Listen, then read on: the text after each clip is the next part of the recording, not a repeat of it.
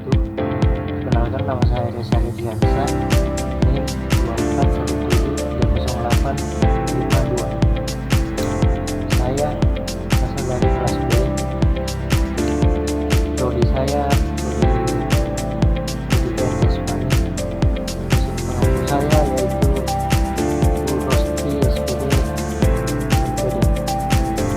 Sini ada tugas yang diberikan oleh beliau, yaitu karakteristik anak dengan gangguan emosi dan perilaku. Itu judulnya. Baik, jadi sebelum membahas metode pembelajaran penting untuk memahami karakteristik anak, yaitu yang pertama itu kesulitan mengendalikan emosi, dan yang kedua itu masalah perilaku, yang ketiga itu kesulitan dalam hubungan sosial, yang keempat itu masalah perhatian dan konsentrasi, dan yang kelima dan yang terakhir itu masalah akademik. Jadi yang pertama itu kesulitan mengendalikan emosi. Pertamanya itu sering marah atau mudah tersinggung.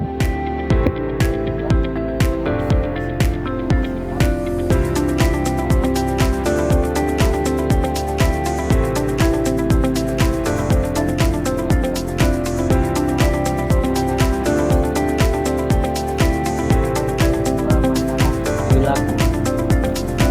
Poin yang pertamanya itu agresif, verbal atau fisik. Dan poin yang kedua, melanggar aturan atau norma sosial. Dan poin yang ketiga, impulsif dan sulit menunggu giliran. Dan yang keempat, sering berbohong atau mencuri. Jadi yang ketiga itu kesulitan dalam hubungan sosial. Pertamanya sulit berinteraksi dengan teman sebaya. Dan yang kedua, sering mengalami konflik dengan orang lain. Dan yang ketiga itu menarik diri dari hubungan sosial. Dan poin yang keempat, masalah perhatian dan konsentrasi. Sulit fokus pada tugas atau aktivitas. Mudah, dan poin kedua, mudah terdistraksi oleh rangsangan eksternal. Dan poin yang ketiga itu seringkali tampak tidak mendengarkan saat diajak berbicara. Selanjutnya poin yang terakhir itu masalah akademik. Kinerja akademik yang buruk, itu poin pertama. Poin keduanya kesulitan belajar atau mengerjakan tugas. Dan poin yang ketiga dan yang terakhir sering bolos sekolah.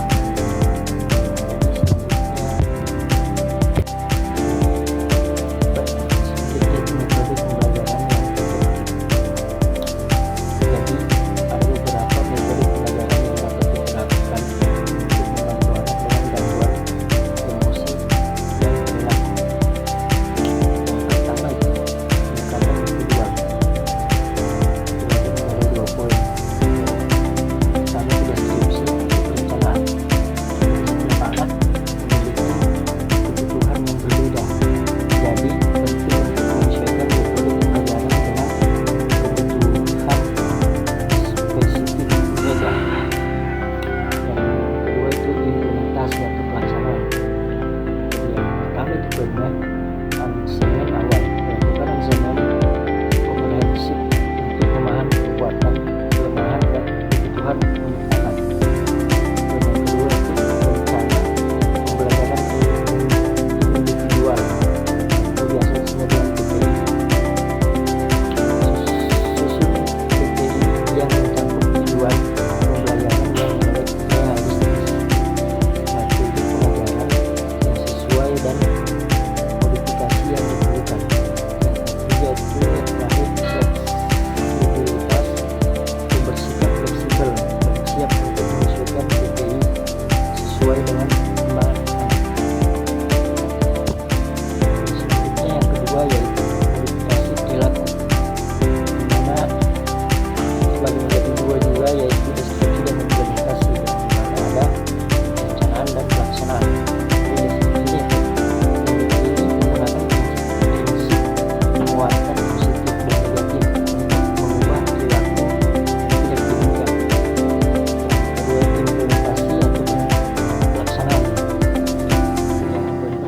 penggunaan positif. Berikan pujian, hadiah atau penghargaan saat anak menunjukkan perilaku yang diinginkan. Yang kedua itu penguatan negatif, yaitu hilangkan stimulus yang tidak menyenangkan saat anak menunjukkan perilaku yang diinginkan. Yang ketiga itu hukuman. Gunakan hukuman, misalnya time out, hanya sebagai upaya terakhir dan dengan hati-hati. Yang ketiga itu kontrak perilaku. Buat kontrak tertulis dengan anak yang menjelaskan perilaku yang diharapkan dan konsekuensi jika perilaku tersebut tidak dipenuhi. Selanjutnya yang ketiga itu pembelajaran sosial emosional.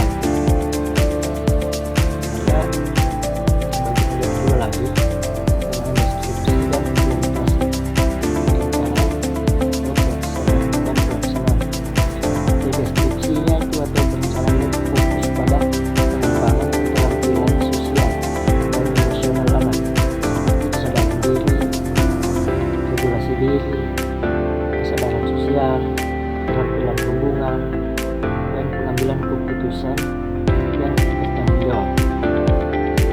Implementasinya yaitu kurikulum sel atau integrasikan kurikulum sel ke dalam pembelajaran sehari-hari. Kedua itu model peran, tunjukkan perilaku positif dan keterampilan sosial yang baik. Ketiga itu latihan keterampilan. Latihan anak dalam mengidentifikasi emosi, mengelola stres, berkomunikasi secara efektif, dan memecahkan masalah. Yang keempat itu diskusi kelompok. Fasilitasi diskusi kelompok tentang topik sosial dan emosional. Selanjutnya yang keempat yaitu pengajaran langsung.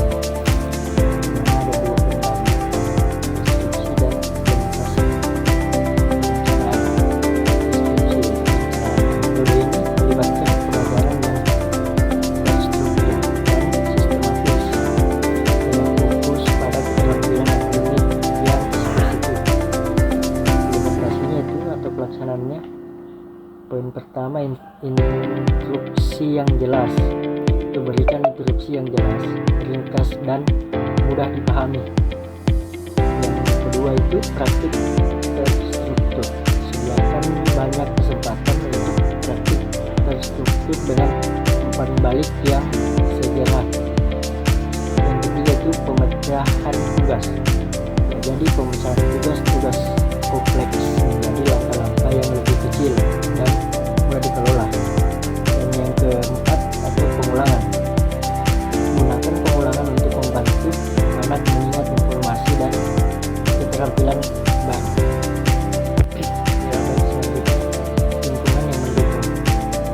Yang tadi deskripsi atau perencanaannya, ciptakan lingkungan belajar yang aman, positif dan mendukung, di mana anak merasa diterima dan dihargai. Yang kedua itu implementasi atau pelaksanaannya, yaitu hubungan positif. Bangun hubungan yang positif dan sportif dengan anak. Yang kedua itu rutinitas. Tetapkan rutinitas yang jelas dan konsisten. Yang ketiga itu aturan yang jelas. Jadi tetapkan aturan yang jelas dan konsisten dengan konsekuensi yang logis. Yang keempat itu yang terakhir, komunikasi. Jaga komunikasi yang terbuka, jujur dengan anak dan orang tua profesional lainnya. Yang keenam itu terapi bermain. Jadi deskripsinya itu atau perencanaan menggunakan bermain sebagai media untuk membantu anak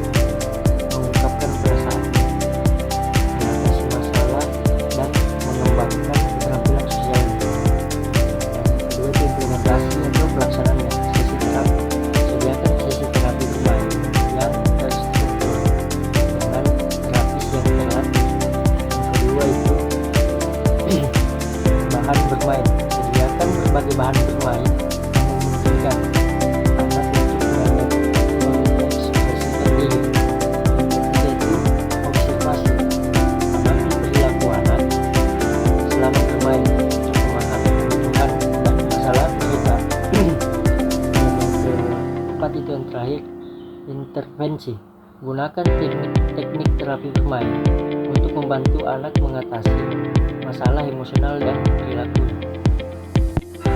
Itu atau yang terakhir, kolaborasi dengan orang tua dan profesional lainnya. Deskripsinya itu libatkan orang tua atau psikolog atau terapis dan profesional lainnya. Perencanaan dan pelaksanaan intervensi. Implementasinya itu pelaksanaannya pertemuan yang rutin. Adakan pertemuan rutin untuk membahas perkembangan anak dan menyesuaikan strategi intervensi. Kedua itu komunikasi terbuka. Jaga komunikasi yang terbuka dan jujur dengan semua pihak yang terlibat. Yang ketiga itu konsisten. Pastikan bahwa semua pihak menerapkan strategi yang konsisten di rumah maupun di sekolah. Jadi ada sedikit tambahan dari saya. Jadi yang dimana kita itu butuh yang namanya kesabaran, konsistensi, fleksibilitas, dan itu dukungan. Kesabaran itu bersabar dan memahami bahwa perubahan membutuhkan waktu. Konsistensi itu terapkan strategi secara konsisten untuk hasil yang optimal.